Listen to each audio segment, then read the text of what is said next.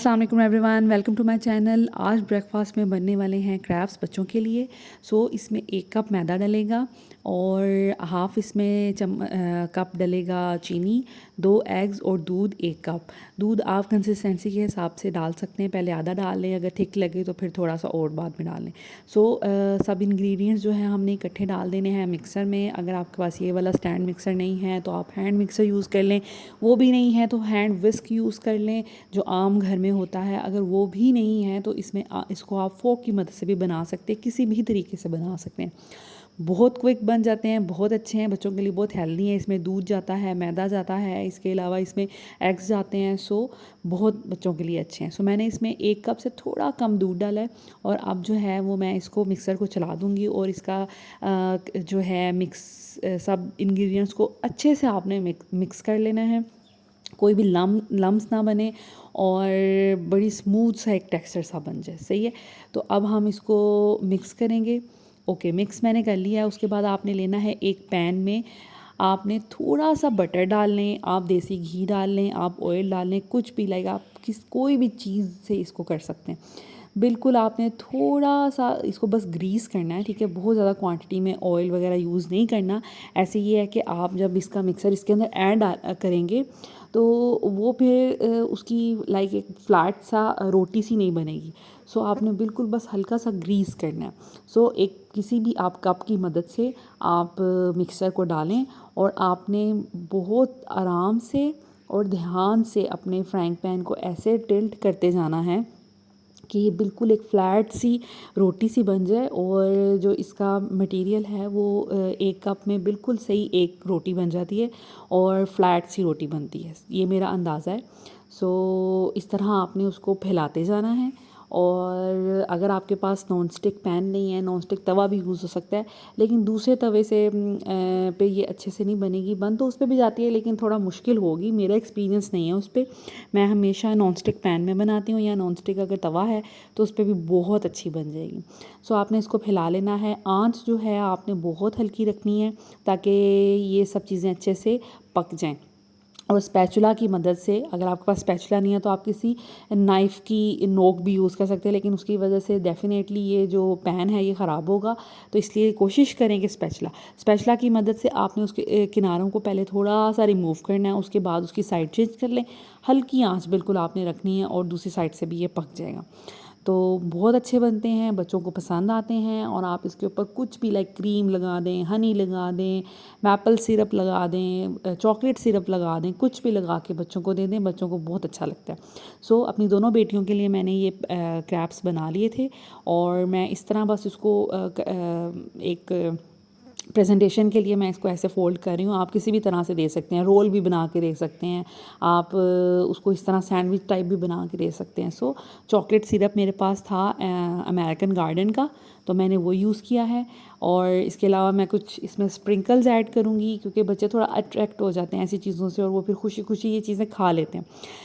बस बच्चों के लिए कोशिश किया करें कि उनको कुछ भी दें खाने के लिए तो थोड़ा उसको प्रेजेंटेशन उसकी अच्छी कर दिया करें ताकि वो शौक़ से खा लें। और अब मैं थोड़े एप्पल्स भी इसमें डाल दूँगी ताकि उनका एक अच्छा मील तैयार हो जाए और वो खुशी खुशी खा लें और इसी बहाने फ्रूट भी खा लेंगे। हमारे जो क्रैप्स हैं वो रेडी हैं, बच्चों को मैंने दे दिए थे। उसके बाद अब मैं अपना नाश्ता तैयार करूँगी। यहाँ पर मैं कुन्ना जो मैंने कल बनाया था वो कुछ लेफ़्ट ओवर था, तो कुन्ने के साथ मैंने नान मंगवाए हैं, वो मैं खाऊँगी, मैं और हस्बैंड। और यहाँ पर मैंने चाय बना ली है। नाश्ता जो है हमारा रेडी हो गया है और इसको हम इंजॉय करेंगे। उसके बाद मैं फिर अपने बाकी जो मेरे काम रूटीन के होते हैं वो करूँगी। दिस इज़ आवर ब्रेकफास्ट और अब हम ब्रेकफास्ट करेंगे और फिर मैं आपसे मिलती हूँ।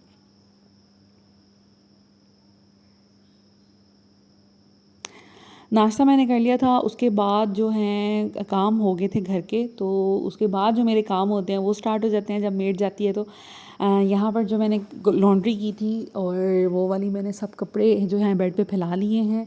मैं इनको इस तरह अरेंज करती हूँ कि एक साइड पे अपने रखती हूँ, हस्बैंड के रखती हूँ, बच्चियों के रखती हूँ और छोटी बेटी के रखती हूँ।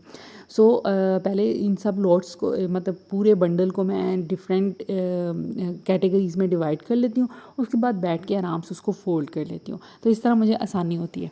और बेडिंग्स और टॉवल मैं एक ही कबर्ड में रखती हूँ, तो इस वजह से मैंने उसको इस तरह फ़ोल्ड करके रख लेती हूँ। हमेशा जो पिलो कवर होते हैं उसको जो बेडशीट होती है उसको इस तरह फ़ोल्ड किया करें कि उसके अंदर चले जाएँ। इस तरह जो हैं वो पिलो कवर जो हैं वो घूमते नहीं हैं और इधर उधर नहीं होते। मैं हमेशा ऐसे ही करती हूँ कि बेडशीट के अंदर ही उसको फ़ोल्ड कर देती हूँ। फिर इस तरह मुझे पता होता है कि सब पिलोज़ जो हैं वो बेडिंग के अंदर हैं।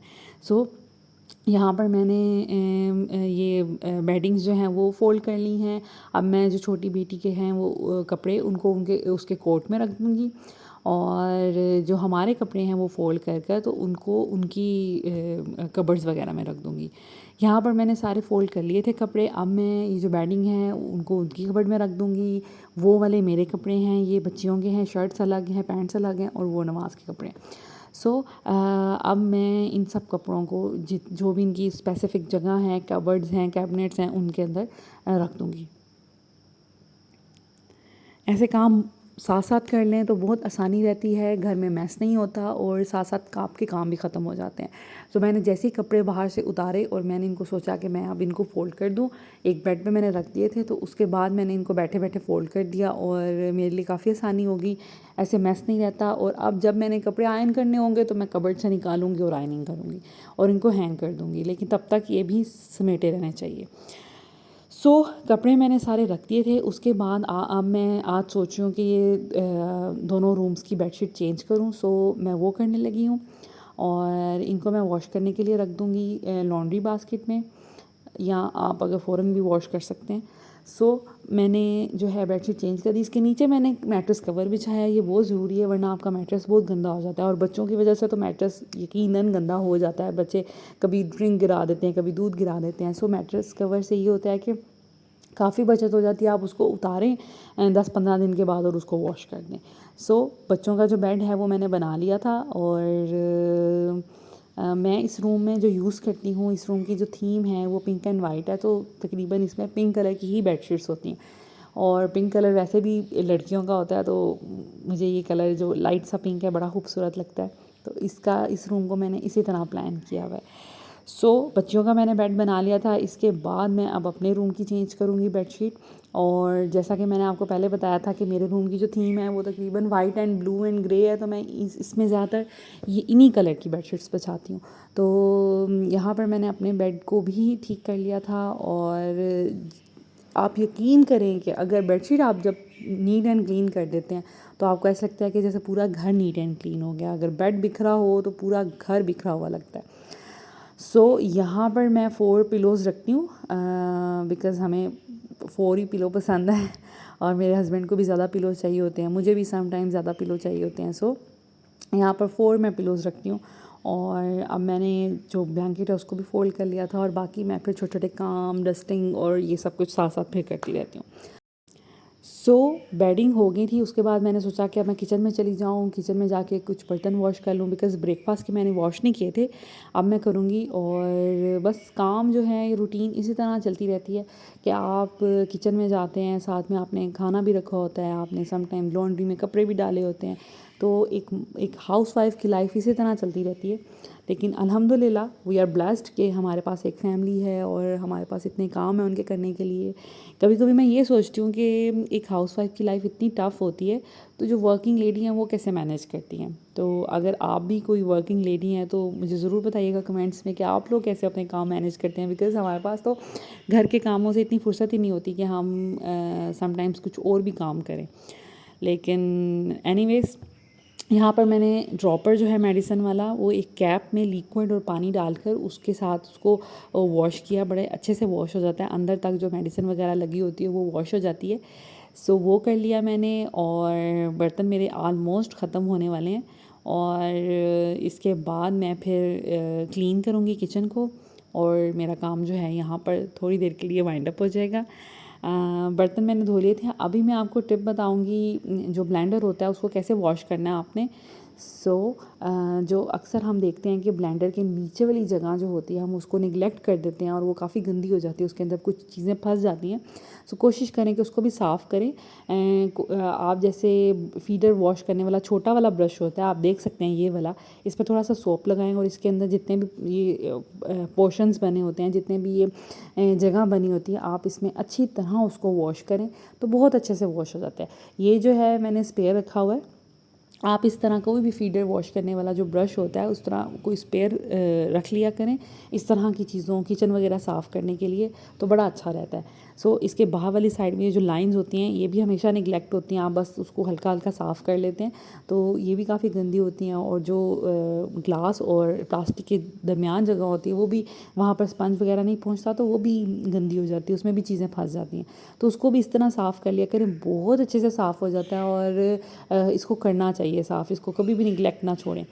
तो ये देख सकते हैं आप, बिल्कुल नीट एंड क्लीन ये हो गया और बड़ी मज़े की ये टिप है। और मैं तो हम इससे हमेशा साफ़ करती हूँ, रेगुलर नहीं लेकिन जैसे वीक में एक दफ़ा, 2 वीक में एक दफ़ा, तो काफ़ी अच्छे से साफ़ हो जाता है। सो बर्तन मेरे हो गए थे, अब मैं किचन टॉप जो है वो क्लीन करूँगी और उसके बाद मैं फिर बाकी अपने काम करूँगी।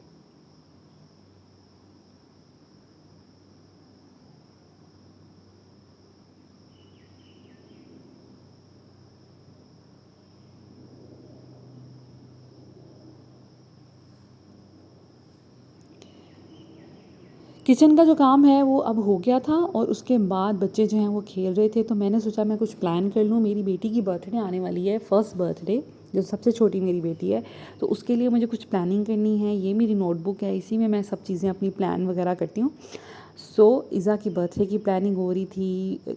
आपके लिए भी अच्छा है कि जब भी कोई इवेंट वगैरह प्लान करें तो इस तरह किसी प्लानर में लिख लें। मैंने जो जो स्टेप्स हैं वो लिख लिए थे, एक पार्टी के लिए क्या क्या चीज़ें चाहिए, फ़ूड कौन सा चाहिए और उनके लिए मुझे ग्रोसरी कौन सी करनी है, तो ये सब चीज़ें मैं फिर इस तरह लिख लेती हूँ। और टाइम से पहले ये करें, अभी बर्थडे को 5-6 दिन पड़े हुए हैं और प्लानिंग मैंने स्टार्ट कर दी है। तो बच्चे खेल रहे थे तो साथ साथ मैं उनको देख रही थी और प्लान कर रही थी। ये अब शाम का टाइम है और मैंने हस्बैंड से मंगवाया थी कुछ चीज़ें, लाइक कुछ वेजिटेबल्स चाहिए थी, मुझे चिकन चाहिए था, घर में नहीं था, तो मैंने सोचा मंगवा लूँ और उसको मैं फिर वॉश करके रख दूँ ताकि मुझे आसानी हो, बिकॉज़ रोज़ रोज़ जाना मुश्किल हो जाता है, यहाँ से थोड़ी मार्केट दूर है। सो मैंने अब जो प्याज हैं और वेजिटेबल हैं उनको अब उनके प्लेस पे रखूँगी और चिकन को है जो मैंने वॉश करना है और उसके लिए भी मैं आपको बताऊँगी कि किस तरह मैं चिकन को वॉश और काटूँगी। जो बेसिक स्किल है वो हर किसी के पास होनी चाहिए। सो यहाँ पर वेजिटेबल्स के लिए ऐसा किया करें, जैसे मैंने लहसुन तो पुराने वाला जो है वो बाहर निकाल दिया था और नए वाला नीचे रखा है और पुराने वाला फिर उसके ऊपर रखूँगी ताकि पहले पुराने वाला यूज़ हो। सो इस तरह ये मैंने बास्केट एक रखी हुई है, इसको मैं ऐसे ही फ्रिज में रख देती हूँ। और ये धनिया था, धनिए को मैं एक जो किचन टावल होता है उसमें रख के तो फिर फ्रिज में रखूँगी और इसको मैं जल्दी से कोशिश करूँगी कंज्यूम कर लूँ। सो किचन टावल जो है वो इसके अंदर जो नमी होता है उसको जज़ब कर लेता है और इसको ख़राब नहीं होने देता, इससे काफ़ी हद तक ये सेफ रह जाता है। सो जो वेजिटेबल्स हैं वो मैंने फ्रिज में रख दी थी और उसके बाद अब हम चलते हैं चिकन को वॉश करते हैं। मैंने हस्बैंड को बताया नहीं था कि किस तरह का चिकन लेके आना है, बिकॉज़ यहाँ पर जिस शॉप से लेके आते हैं मेरे हस्बैंड, तो उनको बताना पड़ता है लाइक इसके कितने पीसेस करने हैं। तो हर दफ़ा ये मुझसे पूछ के जाते हैं, इस दफ़ा मुझे भी याद नहीं रहा, उनको भी याद नहीं रहा, तो वो अपनी मर्ज़ी से बड़े बड़े इसके पीस ले आए। लेकिन कोई इसमें वो मुश्किल की बात नहीं है, मैं इसको खुद ही अपने हिसाब से पीसेस कर लेती होती हूँ, क्योंकि मुझे पता होता है कि मैंने क्या बनाना है, मैंने किस तरह चिकन को डिवाइड करना है, कौन कौन सी रेसिपीज़ बनानी है, तो मैं उस हिसाब से फिर चिकन को कर लेती होती हूँ। तो सबसे पहले हम इसकी जो है चर्बी जो चिकन के साथ लगी होती है मैंने उसको उतार लेना है और साथ साथ वॉश करके मैं एक बास्केट में इसको रखती जाऊँगी और उसके बाद मैं फिर डिफरेंट पैकेट्स बना लूँगी इसके और इसको फिर मैं फ्रीज़ कर लूँगी। सो ये जो बेसिक स्किल होती हैं ये आनी चाहिए। बहुत से लोग हैं जिनको चिकन धोना नहीं आता, चिकन काटना नहीं आता, लेकिन एज अ हाउसवाइफ आपको ये सब स्किल्स आनी चाहिए। और अगर नहीं आती तो आपको सीखना चाहिए। अपनी मदर को आपको अपनी मदर से सीखना चाहिए, उनको ऑब्ज़र्व करना चाहिए ताकि आपके लिए मुश्किल ना हो। बिकॉज़ जब आप जितनी भी लड़कियां हैं उनकी शादी होती है तो ये सब चीज़ें आपको करनी पड़ती हैं, और आपके पास कोई एक्सक्यूज़ नहीं होता ससुराल में जाके कि मुझे ये काम नहीं आता, या ये मुझे काम अच्छा नहीं लगता, या ये वो काम मैंने करना नहीं है। सो कोशिश करें कि आप ये सब चीज़ें जो हैं वो ये स्किल्स बेसिक वो आपको आनी चाहिए।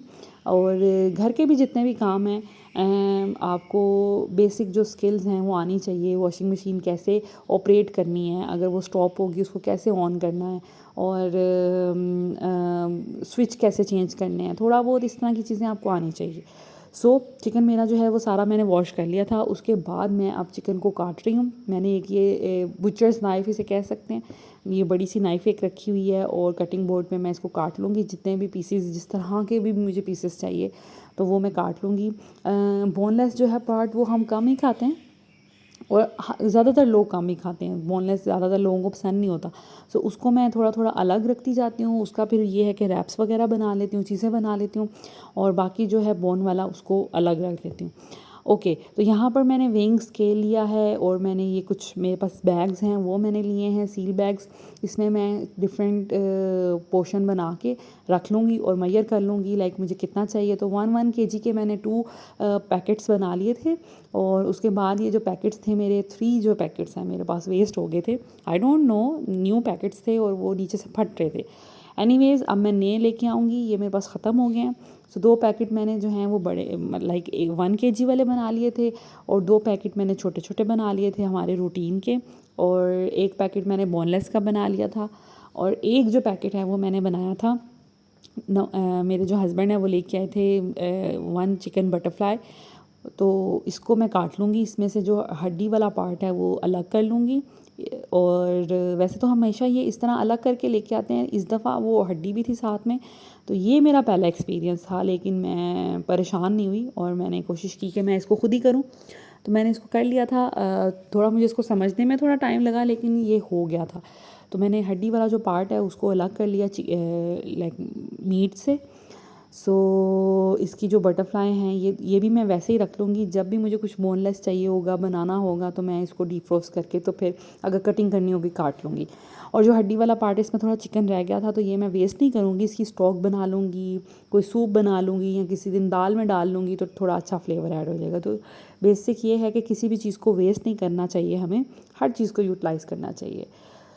सो अब मैं इसको फ्रीज़र में रख लूँगी और मेरा काम ख़त्म हो जाएगा। मुझे ये सब काम करने में काफ़ी टाइम लग गया था, और मैं काफ़ी ज़्यादा थक गई थी, और गर्मी भी बहुत लग रही थी। और आज जो है वो मैंने लंच नहीं बनाया था, तो मैंने सोचा कि अब मैं थक भी बहुत ज़्यादा गई हूँ तो दाल चावल बना लेती हूँ। बड़े क्विक बन जाएंगे और इजीली बन जाएंगे, और खाने में भी बड़े मज़े के लगते हैं, मेरे तो बहुत ज़्यादा फेवरेट है। सो चिकन को जो है वो मैं रखने के बाद अब मेरे थोड़े एग्स रह गए थे वॉश करने वाले, एग्स मैं वॉश कर लूँगी। एग हमेशा कि फ्रिज में वॉश करके रखें, बिकॉज़ इसमें थोड़ा गंदगी लगी होती है, वो साफ़ हो जाती है, और फिर आप इजीली उसको जैसे मर्ज़ी यूज़ करें। तो मैं जब भी फ्रिज में रखती हूँ वॉश करके ही रखती हूँ।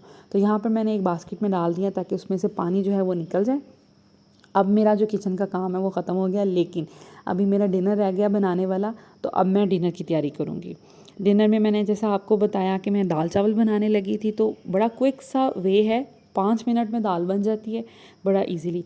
तो एक प्रेशर कुकर मैंने ले लिया, ये छोटे से साइज़ का छोटू सा मेरा प्रेशर कुकर है। इसमें मैं डालूँगी प्याज और लहसुन। एक मैंने छोटी प्याज ले ली है, और लहसुन के मैंने 5 जवे ले लिए थे, उनको ब्रीक ब्रीक ऐसे मैंने स्लाइस कर लिया था। जब प्याज थोड़ी आपकी फ्राई हो जाए उसमें लहसुन डाल दें, उसको थोड़ा सा फ्राई कर दें, और उसके बाद आप अपने बेसिक आपने स्पाइसेस डालने हैं। एक तरफ मैंने राइस भी बॉईल करने के लिए रख दिए थे। तो तकरीबन 10 to 15 मिनट्स में मेरा खाना बन गया था, और मैं इतनी थकी हुई थी, बनाने को भी दिल नहीं कर रहा था, लेकिन फिर भी बनाना तो था। लेकिन ये है कि बन गया अल्हम्दुलिल्लाह। तो इसमें मैंने अब डाला है नमक, सुर्ख मिर्च, हल्दी आपने अपने टेस्ट के हिसाब से डाल लेनी है, और इसमें सूखा जो धनिया होता है वो मैंने डाला है, दैट इज़ इट। ये 4 चीज़ें मैंने डाली हैं। उसके बाद दाल को मैंने भिगो दिया था, चावलों को भी भिगो दिया था शुरू करने से पहले। अब मैं इसमें दाल डालूँगी, पानी डालूँगी और प्रेशर कुकर ऑन कर दूँगी। तो 5 मिनट में दाल बहुत अच्छी सी घुल जाती है।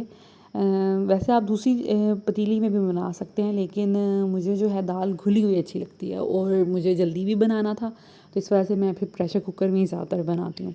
मेरी प्रेफरेंस ही यही है। जब एक बॉयल आ जाए तो आप इसका प्रेशर कुकर का जो लिड है वो बंद कर दें और उसको टाइम नोट कर लें। और साथ साथ मेरे जो हैं राइस भी बॉयल हो रहे थे और बड़ा क्विक मेरा जो है डिनर तैयार हो गया था।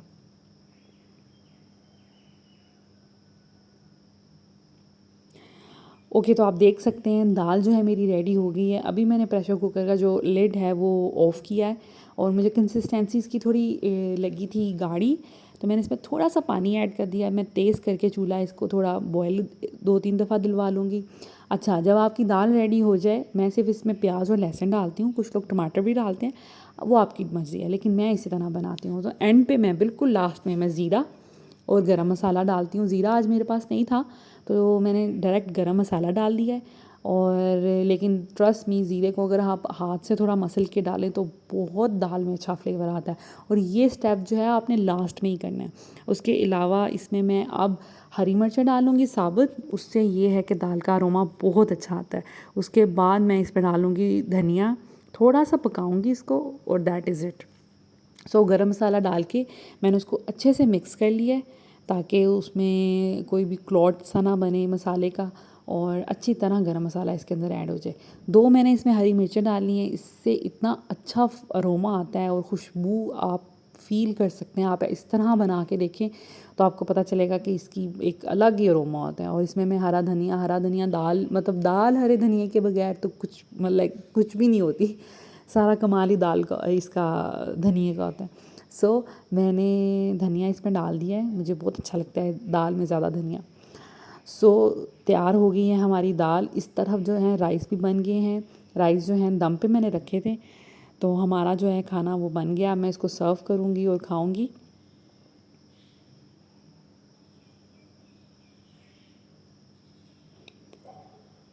राइस हमारे हो गए थे और अब मैं इसको बस डिश आउट करूँगी। आज थोड़ा सा हम लोगों ने किया ऐसे कि हम लोग थोड़ा कैजुअल हो गए। मैं इतना ज़्यादा थकी थी, गर्मी भी लग रही थी, तो रूम में मैं आ गई थी अपनी प्लेट लेके, तो हस्बैंड भी वहीं पे आगे बैठ गए और हम लोग साथ साथ बातें कर रहे थे और साथ साथ फिर अपना डिनर एंजॉय कर रहे थे। तो बच्चे जो हैं वो बिज़ी थे खेलने में। This is about my dinner और ये मेरी रूटीन थी। उम्मीद करती हूँ कि आपको मेरा व्लॉग और मेरी रेसिपीज़ जो मैंने आपके साथ शेयर की अच्छी लगी होंगी। Thank you so much for watching this video.